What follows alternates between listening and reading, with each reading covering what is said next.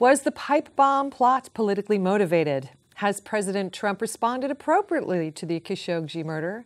And what should the U.S. do about the Honduran migrant caravan? And find out what the media missed in our most underreported stories of the week. I'm Heather Godwin, and this is The Square Circle.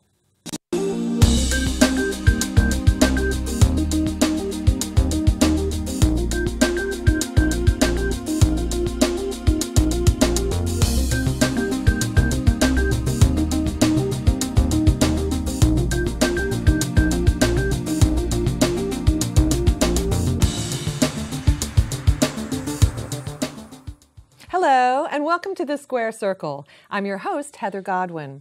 Joining us today are political reporter James Rosen, Michael Shindler of Young Voices, and Kelley Vlahos of The American Conservative.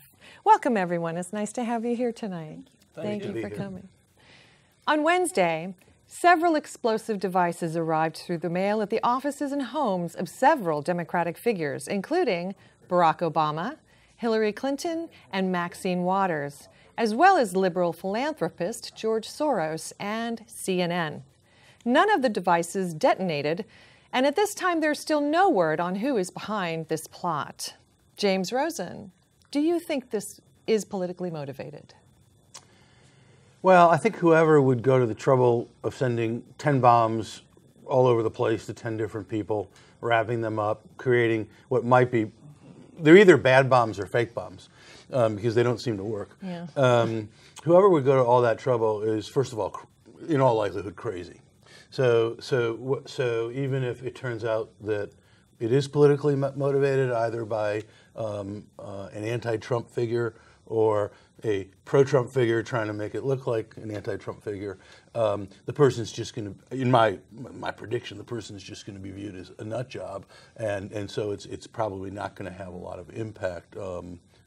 Politically, I saw on the news, network news, just before I left my home, that they think that at least 3 of the bombs came from a place that I know because I used to cover Washington D.C. for the Miami Herald, called Opa-locka. It's a town in Miami-Dade County, and Miami-Dade County is one of the most liberal blue counties in Florida, maybe the most blue county in Florida. Of course, that doesn't mean everyone who lives there is liberal or a Democrat, but it certainly is different than if the bombs had been coming from the Panhandle or other parts of Florida. It doesn't prove anything. Mm-hmm. It's just a little hint. So I think that to sum up, I think the bombs were motivated by insanity more than politics, but there probably will be some politics mixed in there.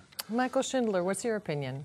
On the bombs, I think that the real news story is that these figures aren't getting more bombs every day. When I first saw the articles, I figured in a nation of 300 and some odd million, only 1 bomb per person, not 50. I figured they would have special mailboxes for these things. It's, I don't know. I think that it's a non-issue. These bombs were shoddily constructed or fake bombs. According to recent report, some of them had mock ISIS flags on them with a little "Get Her Done" written in the center. This isn't a real news story, and it's become a news story merely because it helps the liberal media have folks buy into its narrative that they're under attack. These figures are truly under attack. When if they were under attack, these would have been bombs that worked. Oh, that's an interesting point of view. Kelley Vlahos, what do you think? Well, I agree with my co-panelists here that it's probably a crazy person behind this. What I lament is, and the fallout, no pun intended, of these bomb scares is that it's just ratcheting up the polarized climate in Washington and beyond right now. So we have, I've been on Twitter and you see people talking about how this is all Trump's fault. He's been inflaming and inciting violence among his base, and then Trump pushes back. He first reacts by saying we should have more unity, but once he starts feeling the pressure and getting the kickback on social media, he goes to a rally last night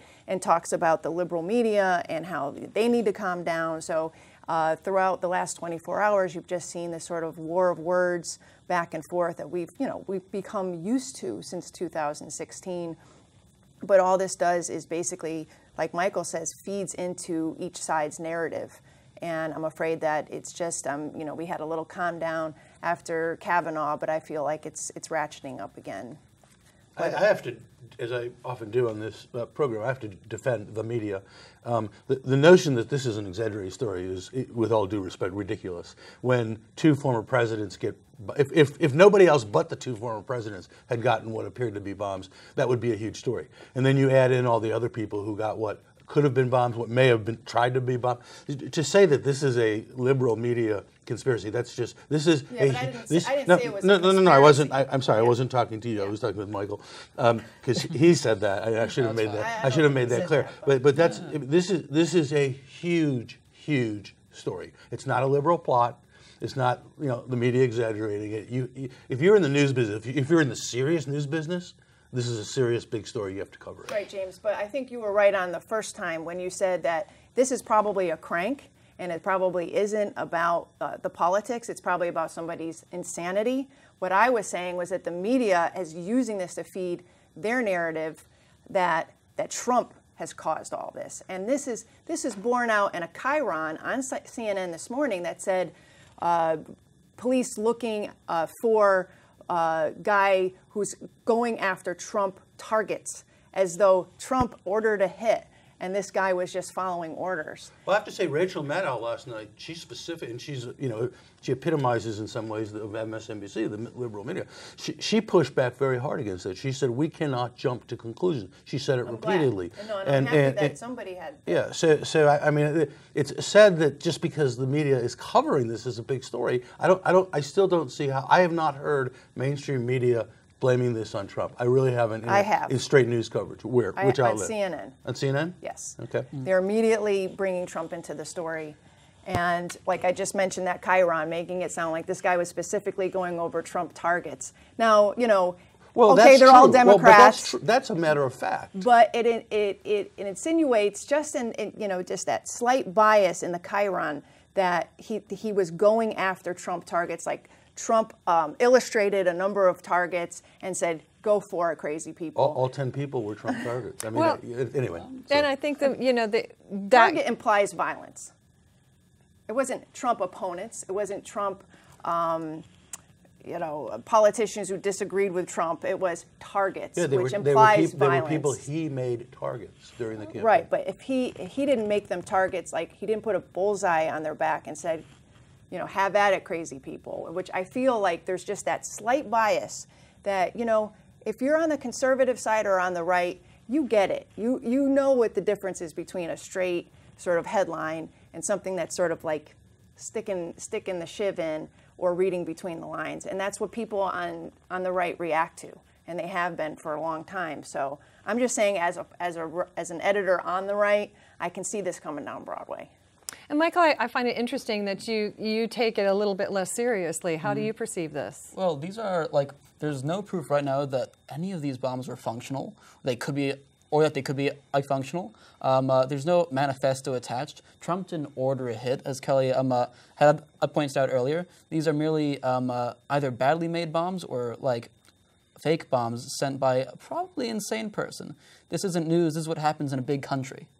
So you think that it's just somebody that's having a good time down in Opelika, Florida, just outside of Miami, which is actually a pretty small town and could be a bastion of conservative thinking. So you think, someone's just sitting back and going, let's see if this gets any attention. Maybe. I mean, I hope it doesn't even come from a true bastion of conservative thinking, because these are pretty shoddily made bombs. I hope it's not a good conservative making these things. Ted Kaczynski could have done better, and he did. But if someone stands outside the White House with a rifle, with an assault weapon, and it's kind of a badly functioning gun and it doesn't work and so on and so forth, but points it at the White House, he or she still going to get charged with assassination. And this gentleman will get, or woman will get charged. Men do these things. Will get charged with attempted assassination. All right. I'd like to remind our viewers that you can submit your questions to our guests through our website, www.publicsquare.net, or via Facebook or Twitter, and we'll answer as many as we can live on air toward the end of the show. Also this week, there was more fallout from the murder of Saudi journalist Jamal Khashoggi in Turkey. Here's the story from NBC News. Saudi Crown Prince Mohammed bin Salman on the right, greeting today the son of the man Turkey says Saudi Arabia killed in cold blood, Jamal Khashoggi. In Washington, President Trump accused Saudi Arabia not of murdering the journalist, it's admitted that, but of doing it badly. It was carried out poorly, and the cover-up was one of the worst in the history of cover-ups. Saudi officials now tell us the plan was to hold Khashoggi for up to 2 days and bring him back to the kingdom. Kelley Vlahos, what do you think the right response to this is? Well, I think it's becoming all too clear that there was a cover-up, that the murder of Khashoggi was premeditated, and I don't think the White House has any more wiggle room. I think Trump has indicated that he is ready to move ahead in admonishing the Saudi kingdom. What should he do? There's two things that I think you could do right off the bat. One, you would cut off all arms sales to the Saudi kingdom as of right now. And two, we'd cut off all our assistance to the conflict in Yemen, which many people in this town, including my magazine, have been pushing for because of the humanitarian crisis there. But if this is what it takes to end our military assistance to Saudi Arabia and UAE and Yemen, let's do it. I think those are two things that they can do right away. I would also like the firms that have been lobbying on behalf of the kingdom all these years, taking millions of dollars to advocate their interests in Washington, might do the right thing and start ending those contracts. I feel like the Saudi kingdom, as well as the UAE, have had a free ride in terms of coming in here, spreading their money around and their influence. And what do we have now? We have, we have a brutal murder of a journalist, and many years that they've had some, positive coverage by journalists, positive coverage by think tanks, politicians in their pockets, and I'd like to see all that ended. And Michael Shindler, what's your opinion? I think that what happened with the brutal murder of Jamal Khashoggi was unfortunate. It was arguably inhumane, but I don't think that it's a good reason to change our national security policy with regard to Saudi Arabia.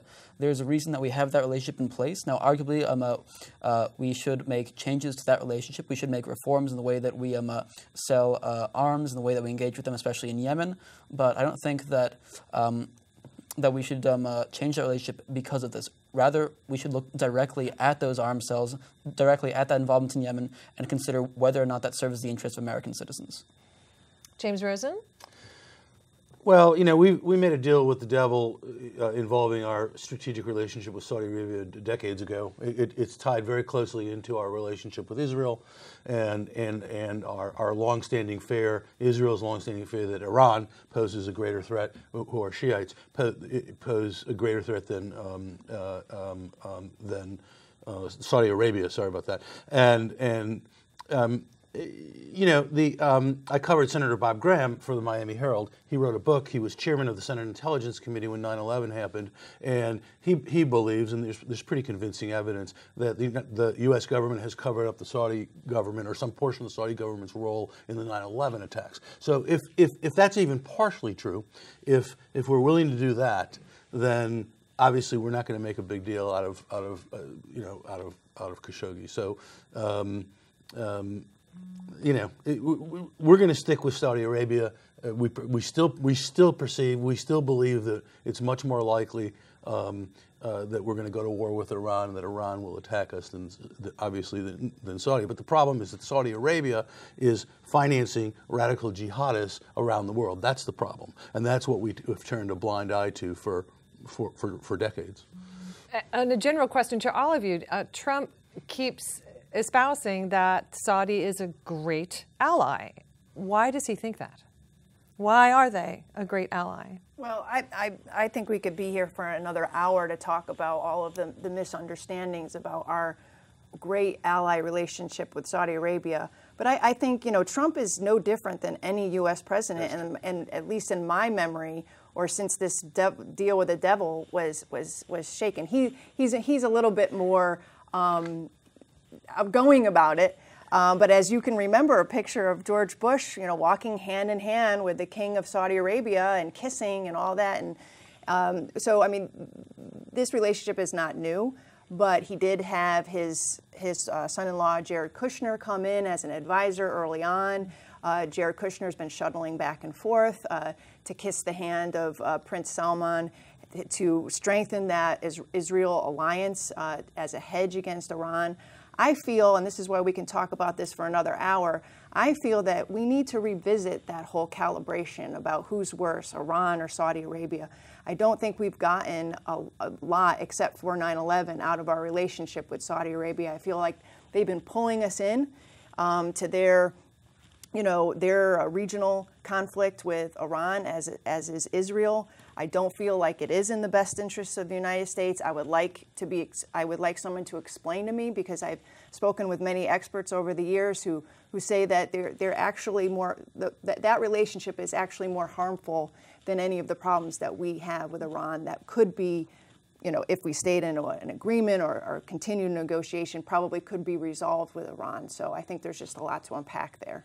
And Michael Shindler, what's your opinion? Well, when Trump calls our relationship with the Saudis great, I have to wonder what he calls our relationship with, say, Great Britain. I mean, that to me seems like an example of a great relationship. Our relationship with the Saudis is more tenuous, practical, maybe necessary. Creepy too. It's creepy, but it works. It's business-related, perhaps? It gives us a foothold in the Middle East. It's very, very profitable. Whenever we have some geopolitical adventure in the area, Saudis help out. I wouldn't call it great. I think that one of the reasons that he's very attached to it is perhaps the main reason is probably financial. The Trump administration, because of its inclusion of Kushner, has a strong financial incentive to keep the U.S.-Saudi relationship going. How should we react to this? What would be the best? Do you think we're reacting appropriately? Were we a little slow in the uptake, or? President Trump has made it clear he's not going to end the arms sales. Too many jobs for Americans, and I don't think much has changed. But I agree with Kelley that this is not new. I don't think President Obama would have been much more critical verbally. But I don't think he would have significantly changed the relationship. Neither of the President Bushes would have. I mean, this goes back, I think, to President Nixon. And so I don't think it's... Long history there. And finally, a massive caravan of migrants from Honduras is on its way to the U.S. border. Here again is NBC News. The caravan started in Honduras, then slogged through Guatemala, and now faces a grueling journey to the U.S. border.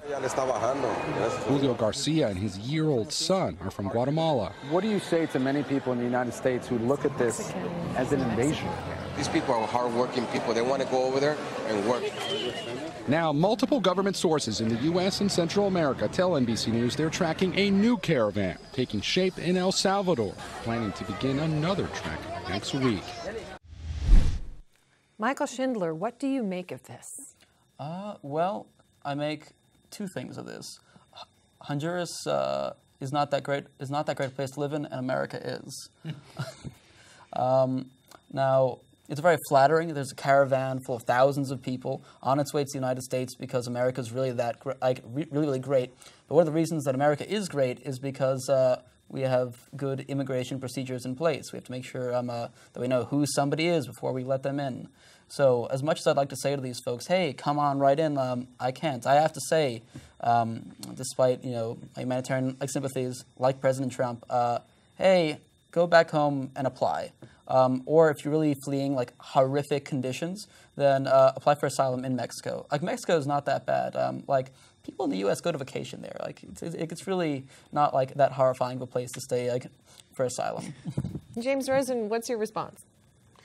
Well, I think this does involve politics. I was asked earlier whether the bombs involve politics. I think this does involve politics. This is these folks, and I'm sure they're being organized by leaders of pro-immigration leaders, and they're trying to force the issue with President Trump. They're trying to see what he will do, and I think it's an interesting question. But by the way, a lot of Americans, thousands, go to vacation in Honduras. It's a beautiful place.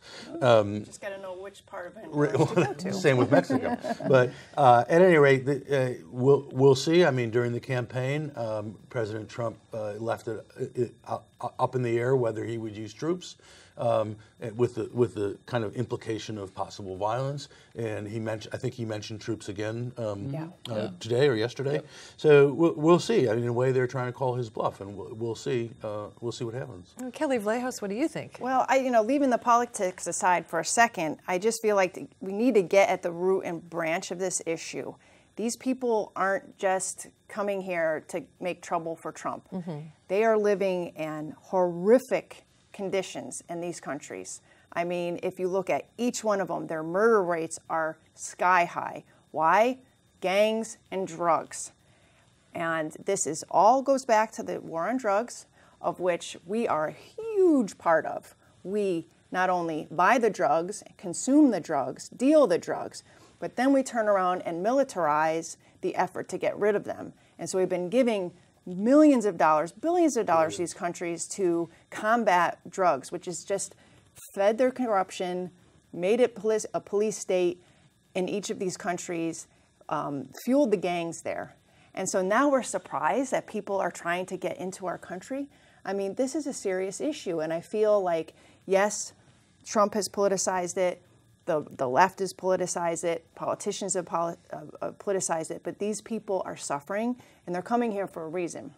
And they want to apply for asylum. They probably won't get it. They'll probably be turned away. But I feel like until we're ready to actually address the root cause of why these people want to come here so bad, I feel like we're going to be here in another 10 years talking about the same subject. Well, Honduras, from what I understand, has the highest murder rate per capita of any country in the world. It's no joke. And that's a big statement. And it looks to me like a lot of desperation there. And what can we do with them when they hit the border? We've already got these detention camps set up. And, are we prepared in any way to deal with or process these people? Do any of you have a thought on that?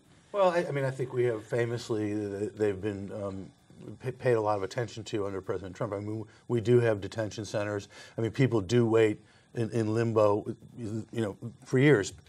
Going back years, people have waited in limbo long periods of time to get into the country while their asylum requests were considered. Cubans were the one exception. They were automatically granted asylum in most cases. But I think that some of these folks probably will be turned away for various reasons. But I think most of them will be held in detention centers, and their cases will be adjudicated. I could be wrong, but that's my guess. Well, what can we do at the root of the cause, though, that you talk about, the war on drugs? Well, I mean, you could take a real radical resolve or resolution and start legalizing the drugs. Now, everybody's going to come at me and say, well, that's never going to happen. But, there are some serious conversations going on in each of these countries and in other countries. Canada just legalized marijuana to stop the black market where it is. I mean, you end the black market, you regulate and tax the drugs. What are your gangs going to be dealing in? Okay, they'll find prostitution, they'll find other illegal activities.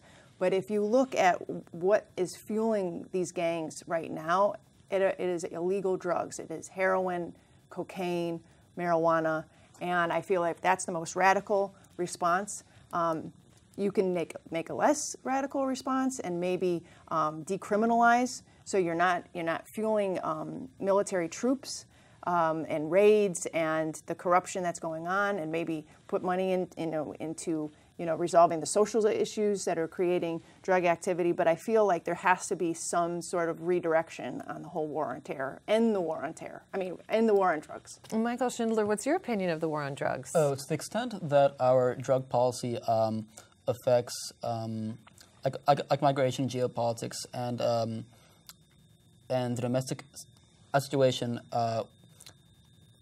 in other countries within our sphere of influence, within South America, we have a responsibility to reevaluate our existing policies and see what we can do to make it better, to make conditions better for everyone involved. So if we can, for example, reduce onerous policies on, for example, the regulation of marijuana, where the costs of legalization of marijuana to the health of the community aren't that high, then we should certainly do that. I'm not sure about doing that for some harder drugs that seem to have no legitimate social like outlet. For example, like fentanyl or carfentanil, where the black market versions of this stuff essentially kill people if they have more than 4 grains of it, and like that would be a bit much. So I wouldn't say legalize everything and that'll solve all our problems. But to the extent that we can legalize some things and solve like our problems and other folks' problems and make this sphere better for all of us, I would say go ahead. All right.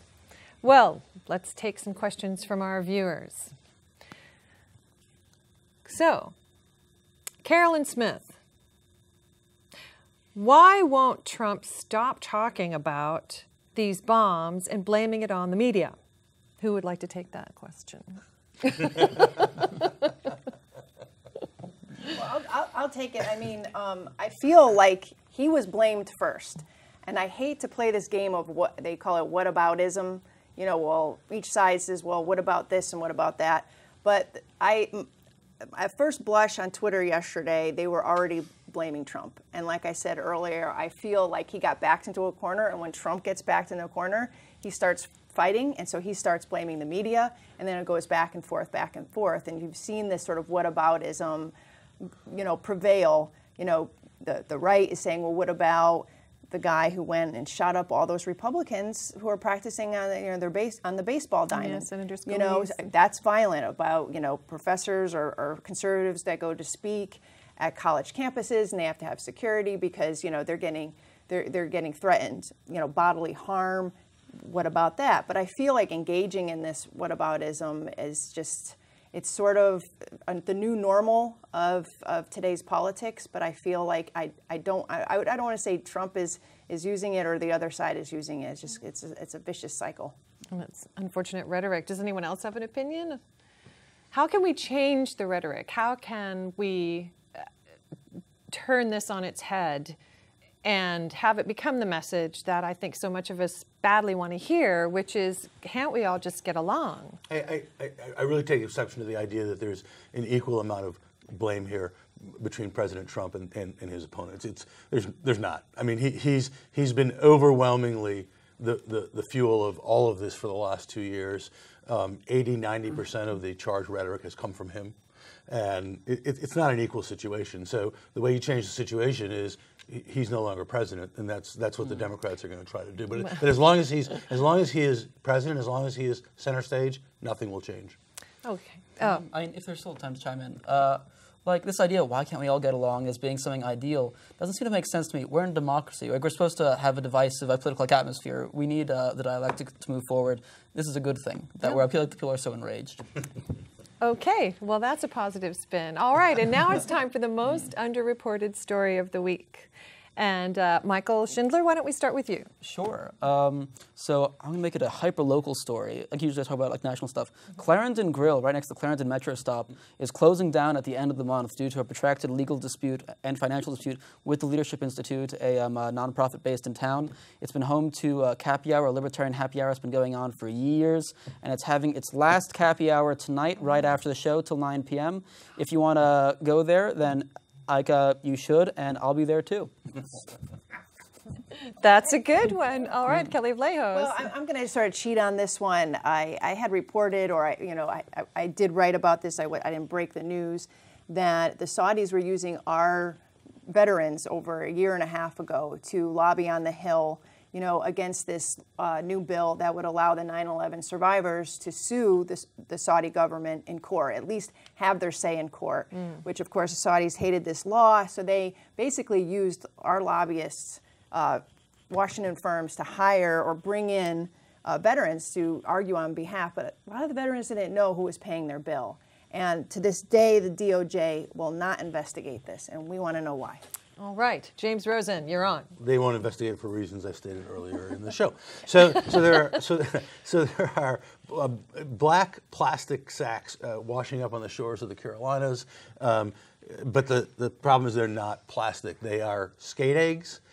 Skate is a type of shark. Doesn't look like a shark. Looks more like a stingray. And they're not even eggs. They're actually egg pouches. They carry the eggs of the skate fish. And that is an underreported story, to be sure. All right, that is all for this week. I'm Heather Godwin, and thanks for watching The Square Circle. We'll see you next week. you.